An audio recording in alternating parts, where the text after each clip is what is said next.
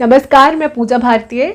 आज के वीडियो में हम पढ़ने वाले हैं प्रारंभिक लेखों की पुस्तकों यानी कि जर्नल यानी कि रोजनामचे का उपविभाजन। ठीक है, पहले भी हम पढ़ चुके हैं प्रारंभिक लेखों की पुस्तकों के बारे में। आज हम उनको थोड़ा डिटेल में पढ़ेंगे और उनके उपविभाजन के बारे में पढ़ेंगे। प्रारंभिक लेखों की पुस्तकें कौन सी होती हैं? रोजनामचा, जिसमें कि हम रोज की सारी प्रविष्टियाँ करके रखते हैं। ठीक है, तो ग्राहक से जो भी हमारे लेन देन होते हैं या किसी और व्यापारी से हमारे जो भी लेन देन होते हैं, वो सारे लेन देन या फिर हमारे किसी एजेंट से हमारे जो भी लेन देन होते हैं, मतलब जितने भी लेन देन हमारे व्यापार में होते हैं, जब वो बहुत विस्तृत हो जाते हैं तो एक ही रोजनामचे में सारे लेखे लिखना व्यापारी के लिए बहुत मुश्किल हो जाता है। फिर सबको अलग अलग, हमने खतौनी तो देख ही लिया है कैसे करते हैं, हमने पिछले वीडियो में देखा ही है। खाता बही को हमने समझ ही लिया है। तो खाता बही का यूज़ उस केवल एक रोजनामचे से कर पाना उनके लिए बहुत मुश्किल हो जाता है, क्योंकि रोजनामचे में प्रविष्टियाँ बहुत ज़्यादा बढ़ जाती हैं, क्योंकि व्यापार का क्षेत्र जो है वो बहुत ज़्यादा विस्तृत हो गया है। तो व्यापारी क्या करते हैं, रोजनामचे को भी विभाजित कर लेते हैं अलग अलग तरीके से, मतलब उनको भी अलग अलग शिफ्टों में बनाते हैं। तो उसको कहते हैं हम रोजनामचे का उपविभाजन। ठीक है, यानी कि सब डिविजन ऑफ जर्नल या फिर प्रारंभिक लेखों की पुस्तकों का उपविभाजन। ठीक है, तो अब क्या है, रोजनामचे का जो उपविभाजन है उसमें हम कौन कौन सी पुस्तकें लेते हैं, इसके बारे में हम थोड़ा सा पहले भी पढ़ चुके हैं, थोड़ा सा अभी भी पढ़ेंगे और थोड़ा अब डिटेल में पढ़ेंगे। ठीक है,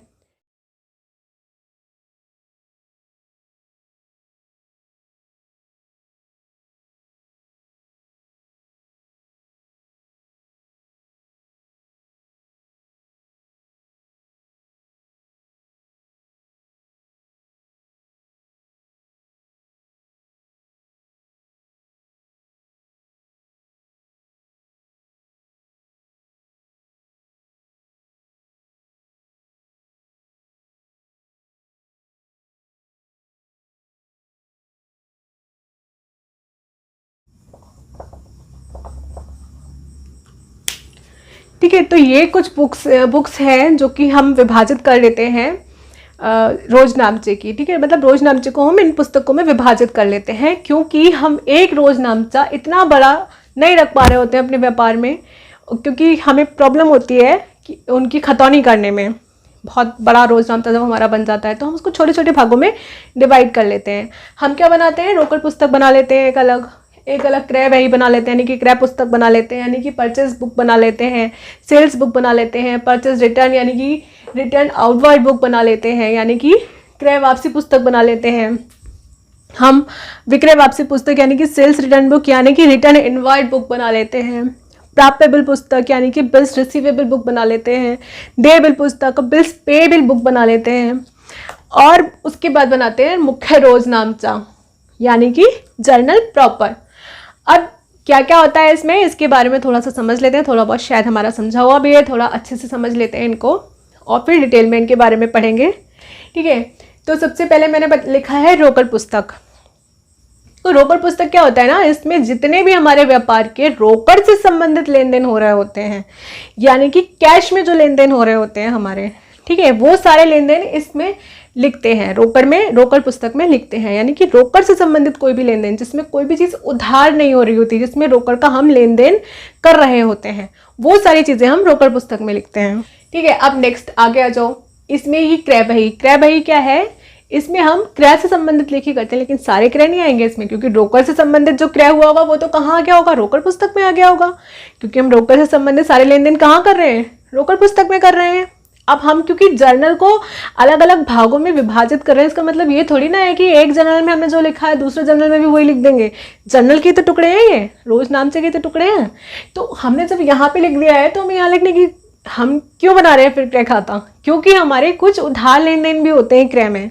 तो जितने भी उधार क्रय होते हैं वापस बेचने के लिए, ऐसा नहीं कि हमने अपने व्यापार के लिए कोई मशीन खरीद ली, हमें उसे बेचना नहीं है, व्यापार में स्थापित करना है, तो उसका लेखा हम नहीं करेंगे क्रय खाते में।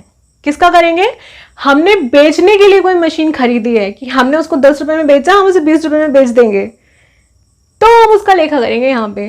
वो भी तब जब हमने उसको उधार खरीदा होगा, यानी कि उसका हमने पेमेंट कैश में नहीं किया होगा। ठीक है, तो क्रय बही में वो सारे क्रय लिखे जाएंगे जिनको कि हमने इसलिए खरीदा है क्योंकि हमें उनको बेचना है, व्यापार हमारा जो है उनको बेचने का ही है। उनको बेचकर हमको लाभ कमाना है। लाभ कमाने के उद्देश्य से बेचने के लिए खरीदी गई जो वस्तु होती है उसी को हम व्यापार के लिए क्रय कहते हैं, ठीक है। तो वो क्रय अगर उधार हो रहा है तो हम कहाँ लिखेंगे, क्रय बही में लिखेंगे। और अगर वो क्रय नकद हो रहा होगा तो कहाँ आ गया होगा, पहले ही आ गया होगा रोकड़ बुक में, यानी कि कैश बुक में। उसके बाद बात करते हैं विक्रय पुस्तक की। तो जो भी चीज़ें व्यापार से हम बेचते हैं इसमें सारे विक्रय आ जाएंगे। जो भी विक्रय हम करेंगे व्यापार से उधार, वो सारे हम लिखेंगे विक्रय पुस्तक में, ठीक है। इसके बाद आगे आओ क्रय वापसी पुस्तक। तो जो भी हमने क्रय करा होगा व्यापार के लिए, यानी कि बेचने के लिए, कोई भी सामान जो हमने खरीदा होगा अगर हम उसको वापस कर रहे हैं तो वो हिस्सा जो हम वापस कर रहे हैं वो कहाँ आएगा, क्रय वापसी पुस्तक में आएगा। देखो क्रय वापसी आपने खुद ही देखा होगा, हमने क्रय वापसी की और विक्रय वापसी की जो भी प्रविष्टियां करी हैं वो सारी में किसी व्यक्ति का नाम होता है, रोकड़ नहीं आ रही होती है ना। तो ये रोकड़ी लेन देन में नहीं आता है, तो यानी कि कैश बुक में ये नहीं आया होगा, तो कहाँ आ रहा होगा, ये क्रय वापसी में आ रहा है। जो भी क्रय वापसी हम करेंगे यानी कि वो सामान जो हमने खरीदा हुआ है उसमें से जो भी हम वापस कर रहे हैं व्यापार के लिए, जो भी सामान हमने खरीदा था व्यापार से संबंधित, यानी कि व्यापार करने के लिए, जैसे बेचने के लिए खरीदा हुआ सामान में से जो भी सामान हम वापस कर रहे हैं वो कहाँ आ जाएगा, हमारा क्रय वापसी पुस्तक में। सेम ऐसे ही जो भी हमने बिक्री की होगी किसी को, हो सकता है उसमें कुछ प्रॉब्लम हो, अगर कोई ऐसा सामान है जिसको हमने बेच दिया है वो हमको वापस मिल रहा है तो वो हमारा रोकड़ बुक में नहीं जाएगा, कहाँ आएगा, इसमें विक्रय वापसी पुस्तक में, यानी कि इनवार्ड रिटर्न इनवार्ड बुक में, यानी कि सेल्स रिटर्न बुक में, ठीक है। अभी प्राप्य बिल पुस्तक देखो, इसमें क्या होता है ना, कैश का भुगतान नहीं होता है, लेकिन हमें कैश में भुगतान मिलने के लिए किसी ने बिल स्वीकृत कर लिया होता है, या फिर हमने किसी को कैश में भुगतान करने के लिए बिल को स्वीकृत कर लिया होता है। हमने किसी पे बिल लिखा, उसको हमको भुगतान करना है, ठीक है। हमने किसी को बिल लिखा, अब हमने किसी के ऊपर बिल लिख दिया तो हम यहाँ पे एंट्री नहीं करेंगे। उस जिसके ऊपर हमने बिल लिखा है जब वो एक्सेप्ट कर लेगा, स्वीकृति दे देगा अपनी कि मैं इस बिल का भुगतान करने के लिए तैयार हूँ, उसको साइन करके वो हमको वापस करेगा, तो हम उसकी प्रविष्टि यानी कि उसकी एंट्री किस में करेंगे, प्राप्य बिल पुस्तक पे। यानी कि हमको ये बिल जो है इसका भुगतान मिलना है। प्राप्य का मतलब मिलना, प्राप्त का मतलब देखो एक चीज है, यहाँ पे क्या लिखा है, प्राप्य, मैंने क्या लिखा है यहाँ पे, प्राप्य, इसका मतलब होता है मिलने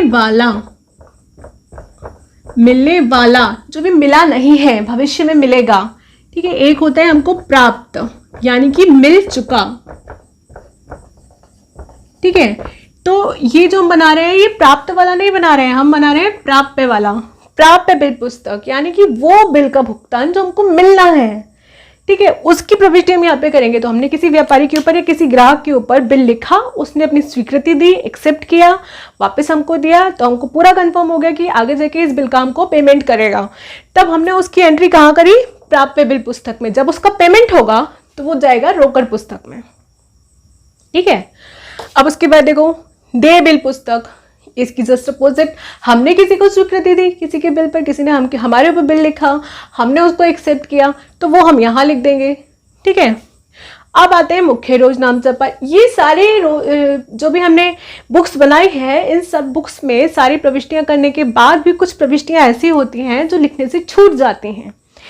वो सारी प्रविष्टियां जो लिखने से रह गई हैं, इनमें से किसी में नहीं आ रही हैं, वो फिर आती है हमारे मुख्य रोजनामचा में। उसके लिए हम फिर मुख्य रोजनामचा बनाते हैं, ठीक है। तो मुख्य रोजनामचा में अब सोचो कौन सी प्रविष्टि रह गई यार, हमने जो रोकड़ वाली थी वो सारी तो यहाँ कर दी, जो भी हमारी उधार वाली थी वो हमने क्रय में और विक्रय में कर दी। अब आप क्रय वापसी की बात और विक्रय वापसी की बात कर रहे थे जिसमें रोकड़ का नाम नहीं आता है, इसलिए तो वो हमने यहाँ पे क्रय वापसी और विक्रय वापसी में कर दी। अब आपने बिल की बात करी तो वो बिल की भी हमने यहाँ पे एंट्री कर दिया। बची कौन सी, अब जब बिल का पेमेंट होगा तो वो यहाँ पर आ जाएगी। अब कौन सी बची, तो कौन सी बची में देखो संशोधन वाली, हमने कहीं पे कुछ गड़बड़ कर दी हो, वहाँ पे संशोधित कुछ करना है, तो उससे रिलेटेड जो भी प्रविष्टियां करते हैं, एंट्री करते हैं, वो हम करते हैं मुख्य रोजनामचा में। अगर हमने ये सारी बुक्स रख रखी है तो ठीक है। समायोजन वाली, हमने कुछ समायोजन करना है अपनी किसी प्रविष्टि में, हमने कुछ और ऐड किया है कहीं पर, उसको हम वहाँ प्रविष्टि में ऐड नहीं कर सकते हैं, तो हम उसकी अलग से प्रविष्टि करते हैं मुख्य रोजनामचा में। तो इस तरीके की जो भी प्रविष्टियां करने से छूट गई होती हैं वो कहाँ जाती हैं, मुख्य रोजनामचा में, यानी कि जर्नल प्रॉपर में, ठीक है। तो ये सारी हमारी सब्सिडरीज बुक्स की क्लासिफिकेशन है, उप विभाजन है, यानी कि सब डिवीजन है। और ये सारी बुक्स ज़रूरी नहीं है कि सारे व्यापारी रखें, सारे बड़े व्यापारी ये सारी बुक्स रखें, ये ज़रूरी नहीं है। वो अपने हिसाब से ये देख कर, सोच कर, समझ कर रख सकते हैं कि मुझे कौन सी बुक्स अपने व्यापार के लिए रखनी है या कौन सी मेरे लिए सही है, और मैं कितनी बुक्स को रख सकता हूँ जितना मैं काम कर सकूँ अपनी क्षमता के अकॉर्डिंग। मतलब ऐसा भी नहीं कि मैंने इतनी सारी बुक्स ले ली फिर मैं कंफ्यूज हो गया, इस वाली बुक में से देखूँ, इस वाली बुक में से देखूँ। अपनी क्षमता के अकॉर्डिंग उसको जो लग रहा है कि मेरे इससे टाइम बचेगा, क्योंकि ये बुक्स जो विभाजन हम करते हैं टाइम की बचत के लिए ही करते हैं, ठीक है। तो जिससे मेरा टाइम बचे, मैं ऐसी कितनी बुक्स अपने व्यापार में रखूँ और कोई उलझन भी पैदा ना हो, ठीक है। तो वो अपने हिसाब से देखकर, सोचकर, समझकर रख सकता है। ज़रूरी नहीं है कि वो सारी बुक्स ही रखे, ठीक। तो मेरे ख्याल से ये तो क्लियर हो गया होगा।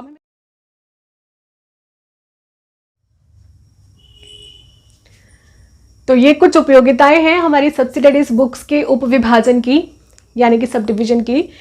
तो पहला हम देखते हैं लाभ इसका, या महत्व या उपयोगिता कह सकते हैं, समय और श्रम की बचत। देखो, जब भी हम रोजनामचे से खतौनी करते हैं तो हमें छांटना पड़ता है, जो भी हम खाता बना रहे हैं उससे संबंधित प्रविष्टि को देखना पड़ता है कि कौन सी प्रविष्टि है जिसकी हम इसमें खतौनी कर सकते हैं, है ना।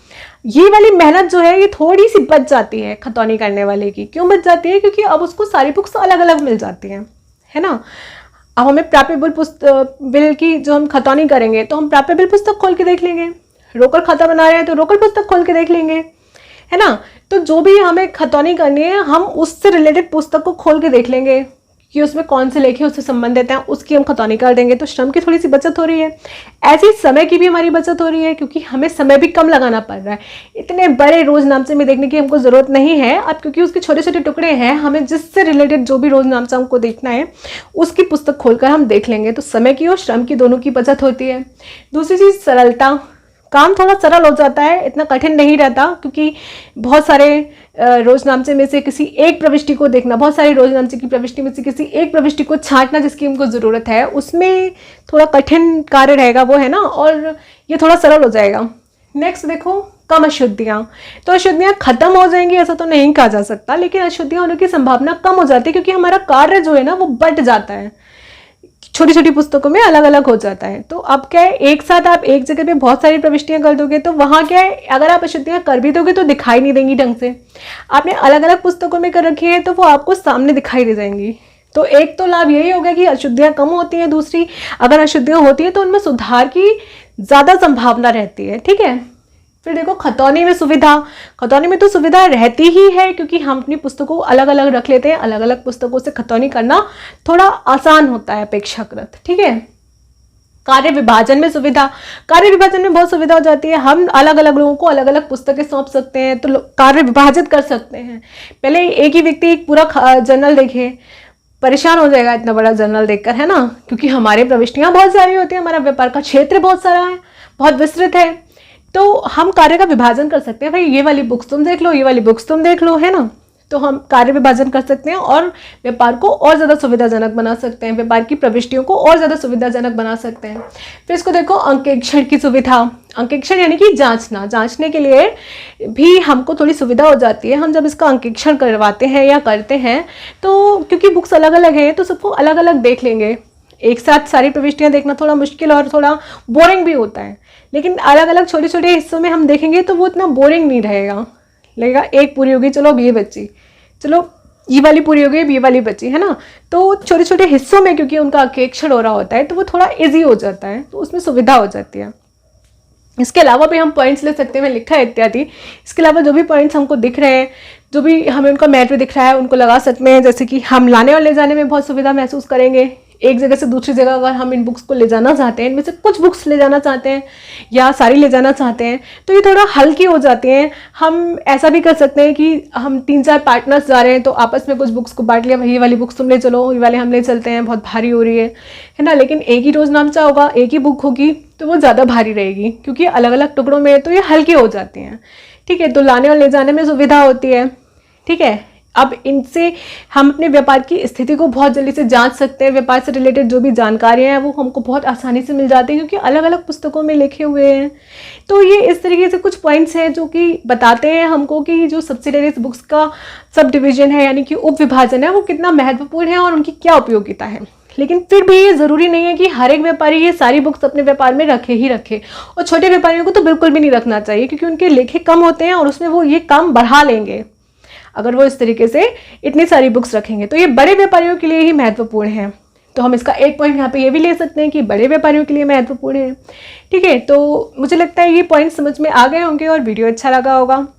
तो अगले वीडियो में हम बात करेंगे इसी उपविभाजन में रोकड़ पुस्तक की। रोकड़ पुस्तक बहुत इंपॉर्टेंट है और थोड़ा लंबा भी है, और उसके काफ़ी पार्ट्स, मतलब काफ़ी उसके भी वर्गीकरण है, तो वो बहुत इंपॉर्टेंट है और इंटरेस्टिंग भी लगेगा, मैं आशा करती हूँ। तो अगले वीडियो में हम बात करेंगे रोकड़ पुस्तक की। आज का वीडियो यहीं तक रखते हैं, मैं आशा करती हूँ अच्छा लगा होगा और नेक्स्ट वीडियो भी अच्छा लगेगा। मिलते हैं अगले वीडियो में। धन्यवाद, थैंक यू।